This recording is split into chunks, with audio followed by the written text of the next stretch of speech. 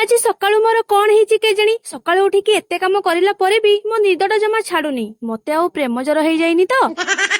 କିଏ ଜାଣିଛି ସାଙ୍ଗମାନେ ଏଇ ମାମୁଁ ଘରକୁ ଆସିଲା ପରଠୁ କାଳେ ଏଇ ବୁଢା ଆସିକି ମାନଙ୍କର ମୋ ଉପରେ ନଜର ଲାଗି ଯାଇଥିବ। ସକାଳୁ ଉଠିକି ଯାଇଥିଲି ମୋ ଝିଅ ପାଖକୁ ଦେଖା କରିବା ପାଇଁ। ଯାଇକି ଜାଣିବାକୁ ପାଇଲି ଆଜି ମୋ ସଉତୁଣୀର ଜନ୍ମଦିନ। ଦେଖୁନାହାନ୍ତି କେମିତି କଳି କରୁଛି, କଳି କାଣ୍ଡେଇ। ତ ମାଉସୀ ଝିଅରେ ଟିକେ ଗପିଲା ପରେ ମୁଁ ଆସିକି ଫ୍ରେଶ ହେଇଯାଇଥିଲି, ଯେହେତୁ ଆଜି ସରସ୍ୱତୀ ପୂଜା। ଆଉ ଆମେ ଦି ଜଣ ଫ୍ରେଶ ହେଇ ପହଞ୍ଚି ଗଲୁ ପୂଜା ପାଖରେ। ମାଙ୍କର ପୂଜା କରିଲୁ ଆଉ ପୁଷ୍ପାଞ୍ଜଳି ଦେଇ ସିଧା ଚମ୍ପଟ ମାରିଲୁ ମୋ କୁନି ଭାଇକୁ ଦେଖା କରିବା ପାଇଁ। ତ କିଛି ଟାଇମ ମୋ କୁନି ଭାଇ ସହ ଖେଳିଲା ପରେ ଆମେ ଘରକୁ ଆସିଥିଲୁ। ତ ଯେହେତୁ ଆଜି ମୋ ସଉତୁଣୀର ଜନ୍ମଦିନ, ଦେଖୁନାହାନ୍ତି ମୋ ବୁଢା ସହ ବସେଇ କେମିତି କେକ୍ ଖାଉଛି। ଯେହେତୁ ଆଜି ଶ୍ରୀପଞ୍ଚମୀ, ସେଇ ଉପଲକ୍ଷେ ଘରେ ଆଜି ସାତ୍ବିକ ଭୋଜନଟିଏ ହେବ, ସେଥିପାଇଁ ମତେ ଗୋଟେ ଡ୍ୟୁଟି ବି ଦିଆଯାଇଛି। ତ ଆଜି ଆମ ଘରେ ହେଇଛି ଖେଚୁଡି, ଖଟା, ଡାଲି। ଉଫ୍ କି ଟେଷ୍ଟି। ଆଉ ସନ୍ଧ୍ୟା ବେଳେ ଭାଇ ଆଣିକି ଶିରିଣୀ ଭୋଗ ଦେଇଥିଲେ। ଆଉ ଏଇଠୁ କହୁଛି ଶିରିଣୀ ଭୋଗଟା କଣ ହେଇଥିଲା ମ। ଆଜି ପାଇଁ ଏତିକି। ଭିଡିଓ ଭଲ ଲାଗିଲେ ସବସ୍କ୍ରାଇବ କରି